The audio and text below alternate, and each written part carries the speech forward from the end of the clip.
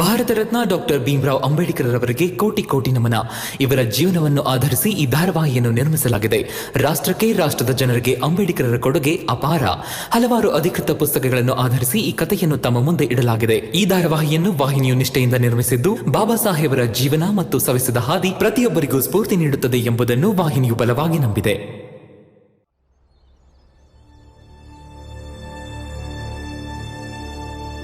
ಮಾವ, ನೀರು. ನನಗೇನು ಬೇಡ. ರಾತ್ರಿ ಕಳೆದು ಬೆಳಗಾಯ್ತು. ಈಗಲಾದ್ರೂ ಹೇಳ್ತೀರಾ ನನ್ನನ್ನು ಯಾಕೆ ಇಲ್ಲಿ ಕರ್ಕೊಂಡು ಬಂದ್ರಿ ಅಂತ? ಏನು ಬೇಕು ನನ್ನಿಂದ? ಏನೂ ಬೇಕಿಲ್ಲಪ್ಪ. ಏನೂ ಬೇಕಿಲ್ವಾ? ಏನು ಓಡ್ತಾ ಇದೆ ನಿಮ್ಮ ತಲೆಯಲ್ಲಿ? ಅಲ್ಲ, ನೀವು ಯಾಕೆ ನನ್ನ ಬಲವಂತ ಮಾಡಿ ಕರ್ಕೊಂಬಂದ್ರಿ? ನಾನು ಇಲ್ಲೇ ಇರ್ತೀನಿ ಅಂತ ಅನ್ಕೊಂಡಿದ್ದೀರಾ?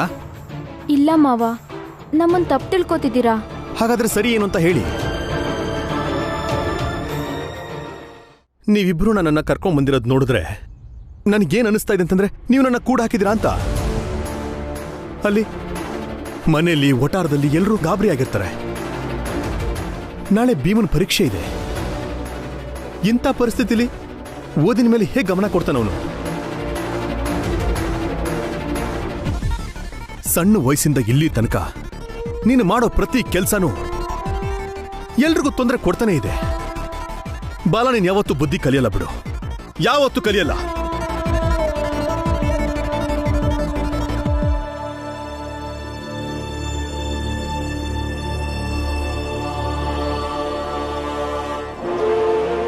ತಗೊಳ್ಳಿ, ನಾನು ಹೇಳ್ದಂಗೆ ಬರೀರಿ. ಇದರಲ್ಲಿ ಎಲ್ಲರೂ ಗಾಬರಿ ಆಗೋದು ತಪ್ಪುತ್ತೆ. ಏನಂತ ಬರಿಬೇಕು? ಏನಂದ್ರೆ, ನಾನು ಎಲ್ಲರಿಂದ ದೂರ ಹೋಗ್ತಾ ಇದ್ದೀನಿ ಅಂತ. ನೀವಿಬ್ರು ಕಿವಿಗೊಟ್ಟು ಕೇಳಿಸ್ಕೊಳ್ಳಿ. ನನಗೆ ನನ್ನ ಗಂಡ ಬೇಕು ಅಷ್ಟೇ. ಹೋಗಿ ಹುಡ್ಕೊಂಡು ಕರ್ಕೊಂಡು ಬನ್ನಿ.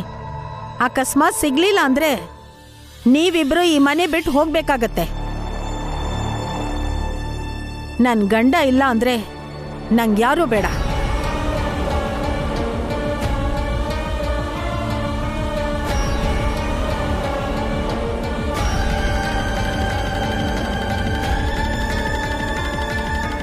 ಏನ್ ಹೇಳ್ತಾ ಇದೀಯ ನೀನು?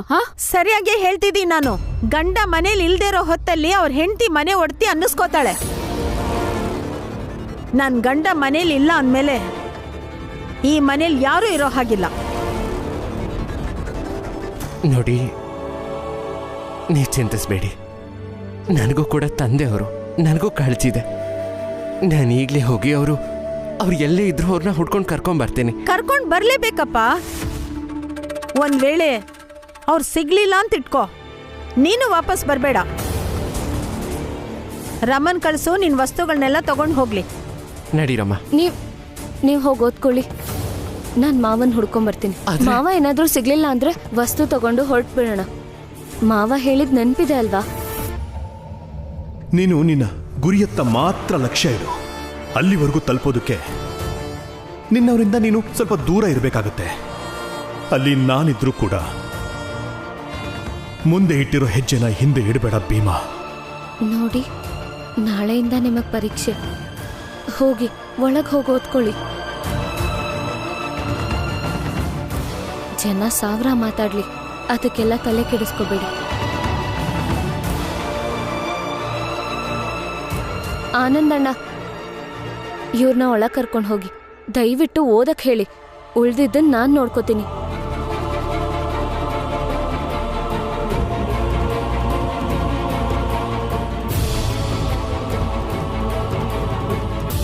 ರಾಮ, ನೀವ್ ಹೋಗ್ರಿ, ನಾನ್ ನೋಡ್ಕೋತೀನಿ. ನಡಿ.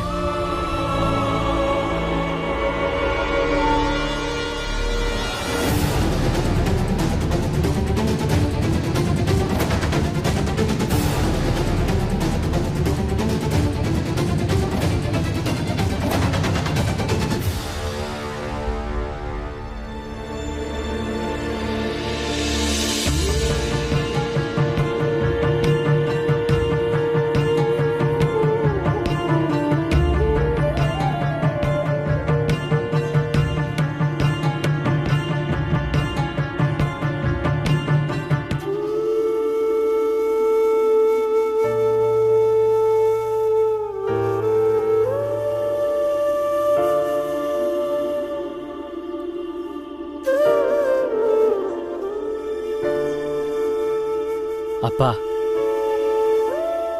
ನನಗನ್ಸೋ ಪ್ರಕಾರ ನಿಮ್ಮ ಆರೋಗ್ಯ ಸರಿ ಹೋಗೋ ತನಕ ಇಲ್ಲೇ ಇರಬೇಕು ಅನ್ನೋದು ನಮ್ಮಿಬ್ಬರ ಇಚ್ಛೆ.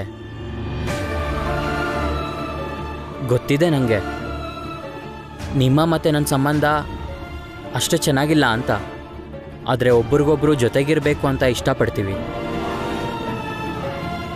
ಆದರೆ ಈಗಿನ ಪರಿಸ್ಥಿತಿಲಿ ಇದು ಅನಿವಾರ್ಯತೆ. ನೀವು ಭೀಮಾ ಮತ್ತು ಅಮ್ಮನ ಜಗಳದ ನಡುವೆ ಹೋಗ್ಬಿಡಿ, ಇದು ನಿಮ್ಮ ಆರೋಗ್ಯದ ಮೇಲೆ ಪ್ರಭಾವ ಬೀರುತ್ತೆ. ಭೀಮಾ ಅವನು ಓದಿನ ಮೇಲೆ ಗಮನ ಕೊಡಲಿ. ಇದೆಲ್ಲ ಆಗಬೇಕು ಅಂದರೆ ನೀವು ಅವರಿಂದ ದೂರ ಇರೋದೇ ಒಳ್ಳೆಯದು. ಅಲ್ದೆ ಮಾವ, ಅವ್ರಿಗೆ ಹೇಳಿ ನಿಮ್ಮನ್ನ ಇಲ್ಲಿ ಕರ್ಕೊಂಡು ಬಂದಿದ್ರೆ ನಿಮ್ಮನ್ನು ಖಂಡಿತ ಕಳಿಸ್ಕೊಡ್ತಿರ್ಲಿಲ್ಲ. ಅದಕ್ಕೆ ಹೇಳ್ದೆ ಕರ್ಕೊಂಡು ಬಂದ್ವಿ. ಅಲ್ದೆ ಅಲ್ಲಿರೋರು ನೀವೆಲ್ಲೋ ಹೋಗಿದ್ದಾರೆ ಅಂದ್ಕೊಂಡಿರ್ತಾರೆ. ಅಲ್ದೆ ಭೀಮಾ ಮತ್ತು ರಮ್ಮ ವಿಷಯ ಬಂದಾಗ ಅವ್ರು ನಿಮ್ಮನ್ನ ಹೇಗೆ ಹುಡುಕ್ತಾರೆ ಅಂದರೆ ಅದಕ್ಕೆ ಈ ಪತ್ರ ಸಹಾಯ ಮಾಡುತ್ತೆ. ಸದ್ಯಕ್ಕೆ ನೀವಿಲ್ಲೇ ನೆಮ್ಮದಿಯಾಗಿರಿ ಅಪ್ಪ. ನನ್ನ ಮೇಲೆ ವಿಶ್ವಾಸ ಇರಲಿ, ನಿಮ್ಮ ಈ ದೊಡ್ಡ ಮಗ ಬಾಲ ಮನೆ ಸಂಸಾರನ ನೋಡ್ಕೋತಾನೆ ಅಂತ.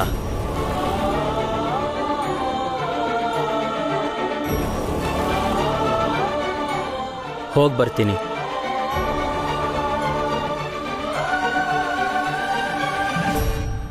ಮಾವ, ನಾನು ಹಾಲು ತಂದು ಚಹಾ ಮಾಡಿಕೊಡ್ತೀನಿ. ಅಷ್ಟರಲ್ಲಿ ಸ್ವಲ್ಪ ನೀರು ಕುಡ್ದಿರಿ.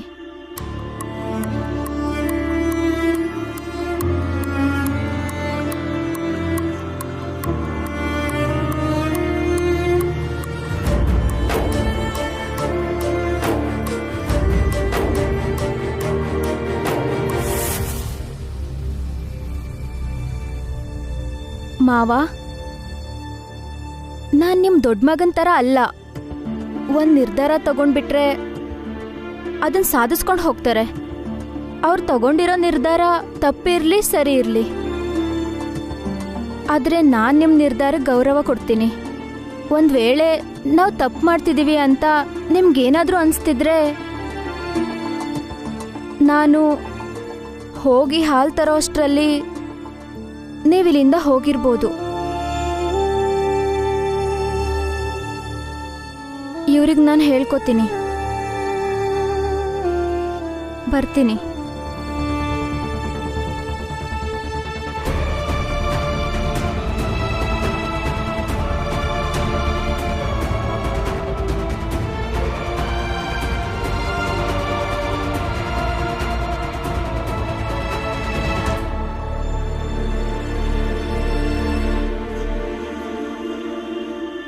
ಅಣ್ಣ, ನೀವ್ ನಮ್ಮ ಮಾವನ್ ನೋಡಿದ್ರ?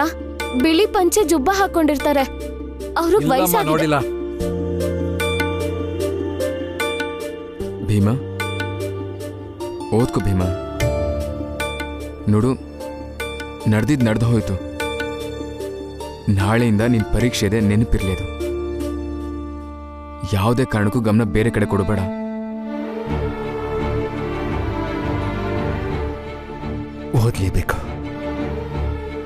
ಓದ್ಲೇಬೇಕು ನಾನು.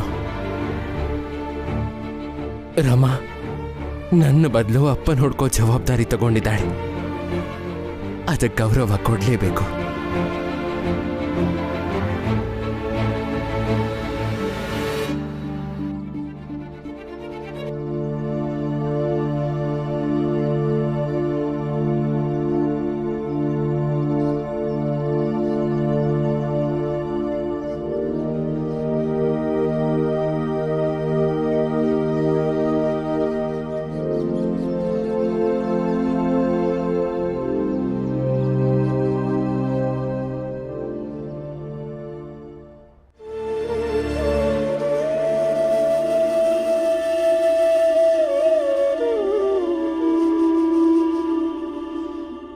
ಧನ್ಯವಾದ ಮಾವ.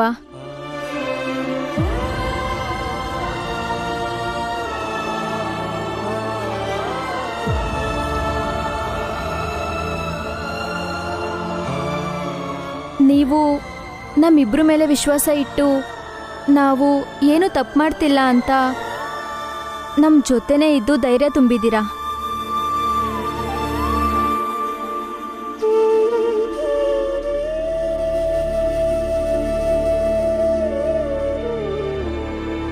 ಎಲ್ಲಿ ಹುಡ್ಕೋದು ಮಾವನ್ನ? ಎಲ್ಲ ಕಡೆ ನೋಡಾಯ್ತು.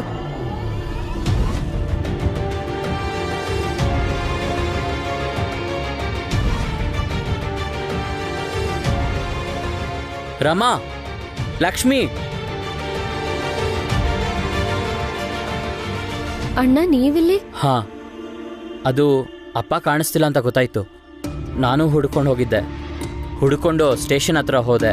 ಅಲ್ಲೊಬ್ರು ವ್ಯಕ್ತಿ ಸಿಕ್ಕಿದ್ರು. ಅವ್ರು ನನಗೆ ಈ ಪತ್ರ ಕೊಟ್ಟರು. ಈ ಪತ್ರನ ಅವರು ಭೀಮಂಗೆ ಬರೆದಿದ್ದಾರಂತೆ.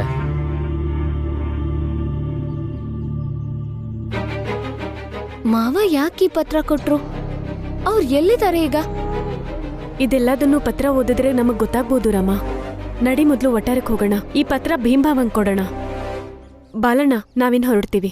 ಬರ್ತೀವಣ್ಣ.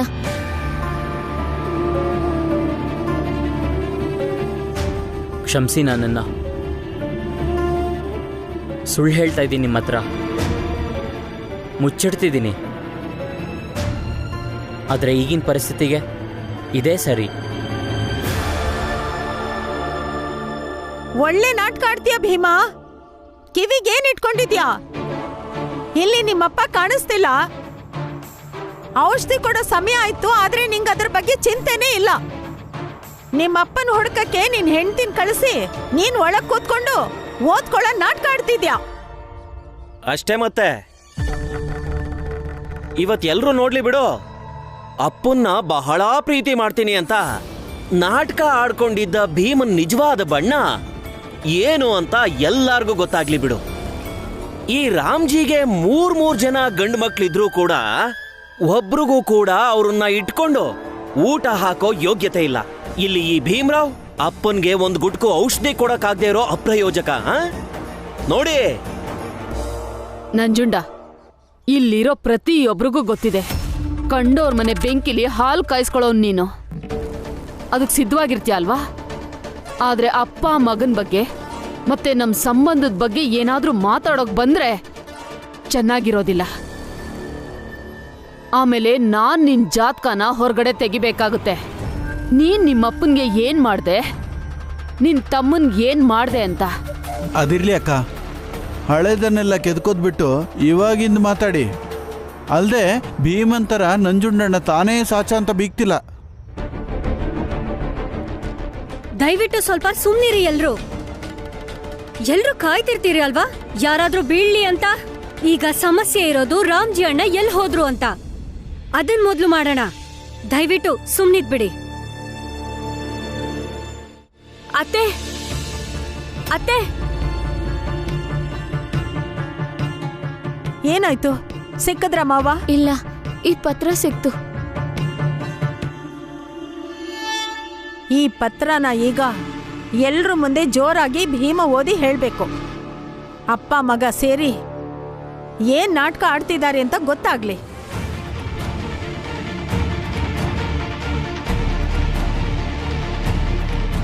ಭೀಮಾ, ಭೀಮಾ ಬಾ ಹೊರಗೆ. ಸಾಕು ನೀನು ಓದಿದ್ದು. ನಿಮ್ಮಪ್ಪ ಏನೋ ಪತ್ರ ಬರ್ದಿದಾರಂತೆ. ಇಲ್ಲೇ ಜೋರಾಗೋದು. ಅಪ್ಪ ಪತ್ರ ಬರ್ದಿದಾರ?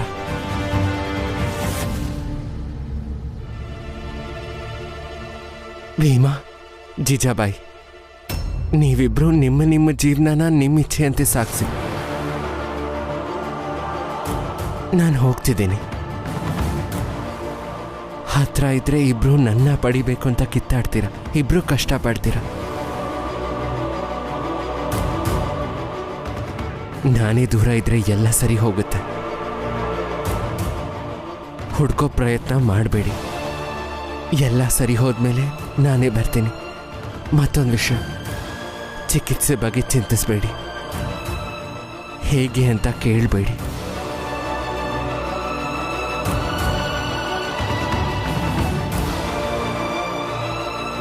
ಆದರೆ ಖಂಡಿತ ಆಗುತ್ತೆ. ನನ್ನ ಮಾತಿನ ಮೇಲೆ ವಿಶ್ವಾಸ ಇರಲಿ. ಜೀಜಾಬಾಯಿ, ಭೀಮಾ, ನೀವಿಬ್ರು ನಿಮ್ಮ ಆರೋಗ್ಯ ನೋಡ್ಕೊಳ್ಳಿ. ರಾಮ್ಜಿ ಸತ್ಪಾಲ್.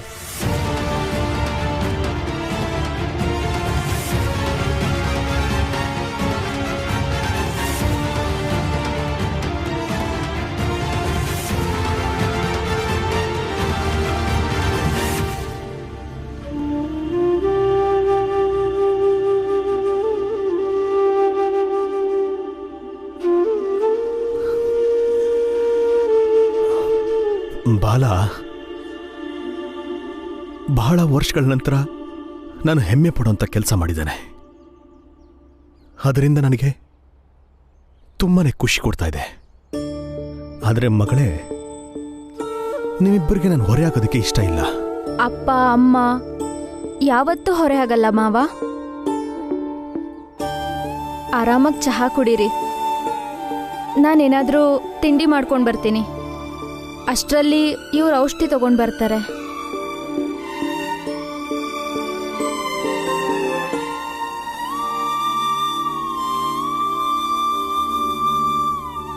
ಆಯ್ತಲ್ಲ, ಈಗ ಮನ್ಸಿಗೆ ಸಮಾಧಾನ ಆಯ್ತಾ? ರಾಮ್ಜಿ ನಿರ್ಧಾರ ಗೊತ್ತಾಯ್ತಲ್ಲ. ಇನ್ನೂ ಸಮಯ ಇದೆ ಜೀಜಾಬಾಯಿ. ರಾಮ್ಜಿನ ಅರ್ಥ ಮಾಡ್ಕೋ. ಅವ್ರು ನಿನ್ ಗಂಡ ಆಗೋಕ್ ಮುಂಚೆ ಮಕ್ಕಳಿಗೆ ತಂದೆ. ಅವ್ರನ್ನ ಈ ಮಕ್ಕಳಿಂದ ದೂರ ಮಾಡೋಕ್ ನೋಡಿದ್ರೆ ಅವರು ನಿನ್ನಿಂದನೇ ದೂರ ಆಗೋಗ್ತಾರೆ.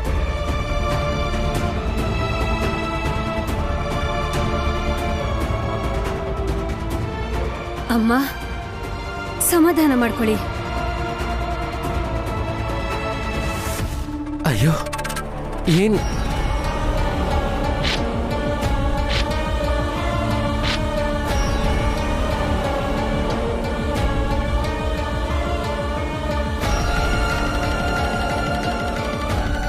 ಹೋಗಾಯ್ತಲ್ಲ ಅವರು. ಈಗ ನಾನೇನು ಅಂತ ತೋರಿಸ್ತೀನಿ. ನಾನೇನ್ ಮಾಡಬಲ್ಲೆ ಅಂತ ನೋಡ್ತಾ ಇರಿ. ಇನ್ನೇನ್ ಹೊಸ ರಾಧ ಅಂತ ಮಾಡ್ಬೇಕು ಅಂತಿದ್ಯಾ ನೀನು? ಭೀಮಾ, ಇರಿ ನೋಡಿ, ಅಪ್ಪ ಇಲ್ದೇ ಇರೋಂಥ ಈ ಹೊತ್ತಲ್ಲಿ ಮನೆಯಲ್ಲಿ ದೊಡ್ಡೋರು ಅಂದ್ರೆ ಅವರೇ. ಮನೆ ಬಗ್ಗೆ ನಿರ್ಧಾರ ತಗೊಳ್ಳೋ ಎಲ್ಲ ಹಕ್ಕು ಅವ್ರಿಗಿದೆ. ಅವ್ರೇನು ನಿರ್ಧಾರ ತಗೋತಾರೋ, ಏನು ಹೇಳ್ತಾರೋ ನೋಡೋಣ. ನೀವು ಆತಂಕ ಪಡಬೇಡಿ.